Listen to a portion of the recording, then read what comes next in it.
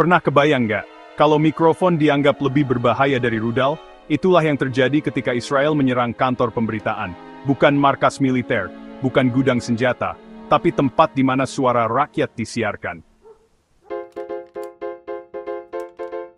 Dan dunia masih nonton ngemil.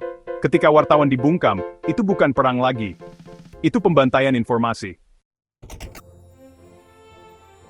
Iran gak diem, Iran gak main kata-kata, Iran nyalain mesin, rudal dikalibrasi, api perlawanan disulut ulang. Bayangin, lo lagi siaran langsung, mikrofon nyala, kamera ngerekam, tiba-tiba langit runtuh.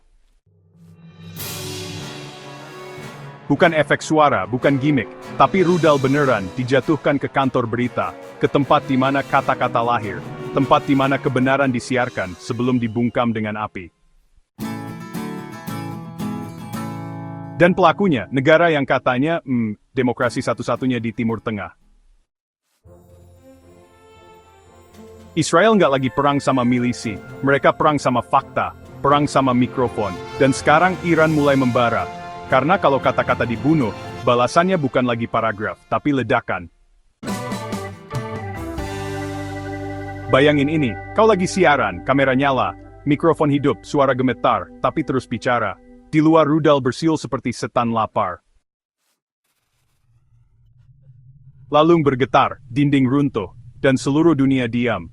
Bukan tentara, bukan milisi, wartawan, yang dibidik bukan pemecu, yang dibunuh bukan pejuang bersenjata, yang disasar bukan pangkalan militer. Tapi, ya, yang jadi target adalah kantor berita, studio siaran, wartawan, jurnalis, editor, dan ngobrol jujur. Kamera tak boleh merekam kebenaran.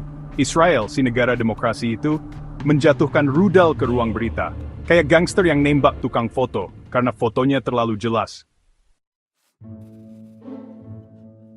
Al Jazeera dibom, Press TV dihantam, kantor berita Palestina dijadikan debu. Karena apa? Karena mereka merekam kenyataan, dan kenyataan adalah musuh terbesar penjajahan.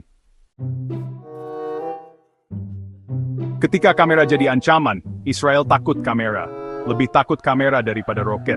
Karena kamera menunjukkan luka, dan luka membuka mata. Karena tiap tayangan warga Gaza yang ditarik dari reruntuhan adalah peluru moral ke kepala propaganda Zionis. Mereka bisa bombardir sekolah, tapi nggak bisa bom memori anak kecil yang kehilangan ibunya. Mereka bisa hancurkan gedung, tapi nggak bisa hancurkan serangan terencana, bukan salah tembak ya. Jangan bilang ini kesalahan teknis. Ini pembantaian informasi. Ini eksekusi wartawan. Dengan sengaja, dengan niat, dengan peta satelit dan koordinat yang sudah dipelototi selama berminggu-minggu. Israel tahu mereka ngebom kantor berita, dan mereka tetap tekan tombolnya. Dunia Barat pura-pura nggak lihat. Giliran Ukraina, wartawan mati, serangan ke demokrasi. Gedung TV hancur, kami tidak akan tinggal diam. Tapi giliran Palestina, wartawan dibunuh, kami sedang menyelidiki. Kantor berita dibom, kami harap semua pihak menahan diri. Standar ganda selebar gurun Negev. Dan yang paling lucu, media barat diem. Kayak anak TK ditanya PR, cuma bisa garuk-garuk kepala. Mikrofon itu ya, bisa jadi jauh lebih berbahaya dari rudal. Karena rudal memang bisa melukai tubuh, tapi mikrofon justru bisa melukai kebohongan. Dan Israel, mereka sadar betul, sebenarnya mereka sudah kalah di mata dunia. Karena setiap tayangan yang keluar dari Gaza, bikin jantung propaganda mereka, ya, benar-benar berhenti berdetak. Maka akhirnya diputuslah sinyalnya. Diledakkan juga ruang redaksinya. Dan para jurnalis itu dibunuh satu persatu. Tapi mereka salah hitung karena suara itu yang nggak bisa dibunuh. Mikrofon boleh saja hancur, tapi rekaman tetap saja menyebar. Jurnalis boleh mati, tapi nama mereka tetap hidup dalam jutaan klik, share, dan unggahan. Lo bisa matikan stasiun berita, tapi lo nggak bisa matiin rakyat yang udah melek kamera. Karena sekarang semua orang adalah reporter. Semua warga adalah media. Dan dalam dunia digital, darah di layar lebih tajam dari bom di udara. Iran lihat, dan Iran tahu ini bukan sekadar perang. Buat Iran ini bukan cuma serangan, ini deklarasi bahwa penjajahan modern gak cuma bunuh rakyatnya, tapi juga bunuh saksi matanya. Dan di momen itu, bara yang tersimpan selama bertahun-tahun mulai menyala. Ini bukan perang militer, ini perang makna. Ini bukan soal senjata, ini soal siapa yang bisa ngatur cerita. Israel pengen jadi narator tunggal, tapi kamera-kamera itu mengacaukan plot buatan mereka. Dan nggak bisa atur naskahnya, mereka bakar apangnya. Tapi, panggung perlawanan nggak bisa diledakkan. Karena tiap wartawan yang gugur akan digantikan ribuan yang bersumpah. Kami akan bicara, meski mikrofon hancur.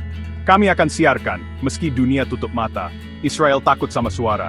Karena mereka tahu, kekuasaan mereka bukan dibangun di atas kebenaran, tapi di atas kebohongan yang harus terus disterilkan. Dan sekarang, kebenaran itu mulai bocor, lewat lensa kecil, lewat video goyang, lewat suara lirik reruntuhan yang bilang, lihatlah kami, sebelum kami jadi abu. Iran diam, tapi ya, bukan karena takut. Iran diam karena sedang mendidih, seperti ketel tua di atas tungku dendam sejarah. Dan ketika airnya mendidih, bukan hanya uap yang keluar, tapi suara perlawanan. Mereka sudah lihat terlalu banyak, Iran melihat.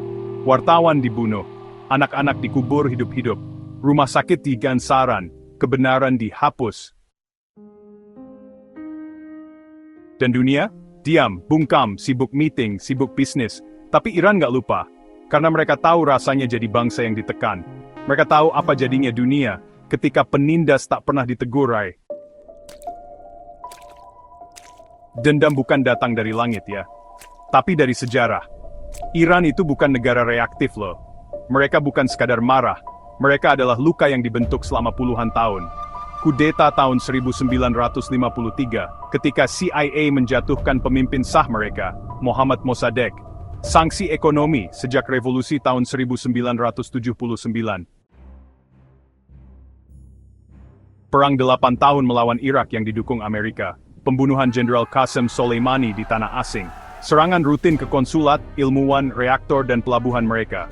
Dan setiap luka itu disimpan, dirawat, dijaga. Bukan untuk dilupakan, tapi untuk dilunasi. Iran bukan sponsor teror ya, mereka korban teror yang jadi ahli bertahan. Media barat sering banget nyebut Iran negara sponsor teror. Padahal, yang ngebom Irak, Afghanistan, Suriah, Libya, Yaman, itu siapa sih? Iran belajar dari semua itu. Mereka sadar, kalau mereka pasrah, mereka akan dibantai. Kalau mereka diam, mereka akan dilenyapkan. Maka Iran mulai bicara. Bukan dengan tweet, tapi dengan rudal, proksi, dan tekad. Target mereka bukan balas dendam buta. Iran gak asal nyerang, mereka bukan negara iseng. Setiap gerakan mereka seperti bidak catur tenang, pelan, tapi mematikan. Mereka kirim drone ke Hezbollah. Mereka latih Houthi. Mereka supply rudal ke milisi Irak dan Suriah. Mereka jalin ekonomi sama Cina. Mereka kirim kode keras ke Rusia. Dan yang paling penting, mereka siapkan seluruh poros perlawanan untuk satu skenario, jika Israel lewat batas. Iran gak datang sendirian. Mereka datang dengan bayangan. Kalau Israel nembak 1, Iran gak balas 1, Iran balas 10. Tapi bukan dari 1 titik, dari 5, 6, 10.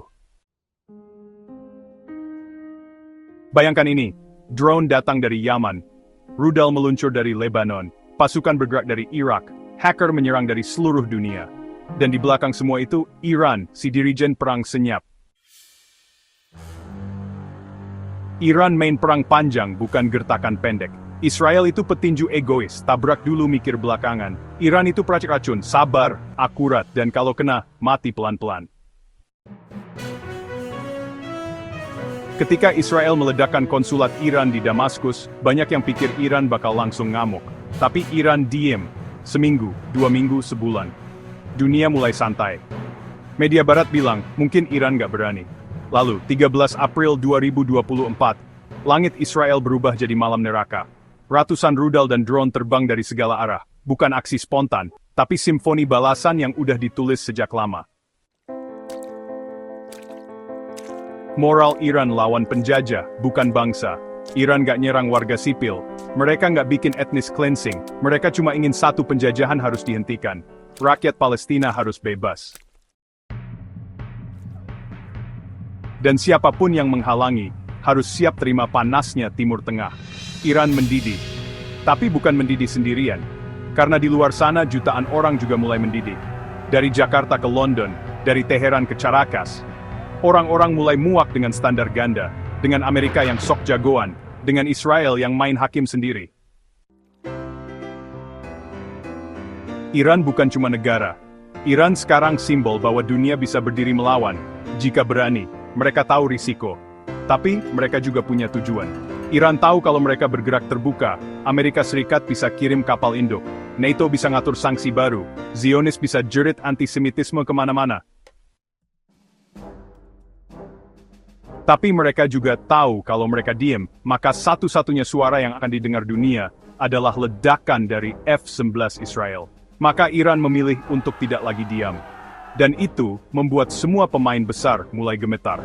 Bukan karena takut kekuatan Iran, tapi karena mereka sadar selama ini mereka cuma berani ke yang lemah. Iran gak sedang menyerang. Iran sedang menunjukkan bahwa ada harga yang harus dibayar kalau lo meledakkan suara rakyat. Iran bukan ancaman. Iran adalah peringatan. Buat dunia yang lupa siapa korban dan siapa penjajah. Di tengah asap rudal dan retakan dunia, tiba-tiba ada napas besar terdengar dari timur. Pelan, berat, tapi bikin barat nahan nafas. Itu bukan suara rudal, bukan dentuman bom, tapi suara naga yang selama ini tidur, sekarang mulai buka mata. Cina bukan baru ada. Tapi selama ini, diam, Cina bukan pemain baru. Tapi selama ini mereka main senyap. Main ekspor, bukan ekspedisi. Main dagang, bukan meriam. Selama Barat sibuk nyulut perang, Cina sibuk nyulut ekonomi. Tapi hari ini, Cina sadar kalau lo nggak pegang kemudi, lo akan ditabrak kapal perang as dari belakang. Dunia yang kacau, ya, itu berarti ekonomi Cina juga ikut sakit. Sebenarnya, Cina bukan peduli karena alasan moral, mereka peduli karena stabilitas. Karena, kalau Timur Tengah meledak, harga minyak pasti naik. Lalu kalau Selat Hormuz sampai ditutup, pabrik-pabrik di Shanghai bisa-bisa mati listrik. Dan kalau listrik padam, Apple nggak bisa produksi. Tesla ngetem, setengah dunia pingsan. Cina nggak bisa biarin itu terjadi. Karena hari ini perang di Gaza itu sama dengan krisis di Guangzhou. Tapi ya, Cina nggak terjun pakai kapal induk. Amerika kalau marah, langsung aja kirim kapal nuklir. Cina beda. Mereka kirim sinyal. Keras, tapi nggak pakai speaker. Mereka kirim menteri luar negeri ke Teheran.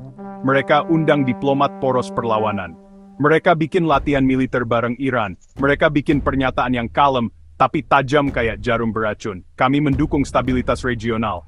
Dan hak semua bangsa untuk membela diri. Artinya, sentuh Iran, lo harus berurusan sama kami. Game of Zones, Barat versus Timur gaya baru. Yang kita lihat sekarang bukan cuma konflik lokal, tapi rebutan pengaruh global. Amerika Serikat dan Israel itu imperium lama yang makin panik. Iran dan Cina jadi aliansi baru yang makin percaya diri. Rusia di tengah, mantan jagoan yang lagi comeback. India nonton, siap pilih sisi yang paling untung. Ini bukan perang dunia ketiga, tapi ini rehearsal. Repetisi sejarah dengan pemain baru dan panggung digital.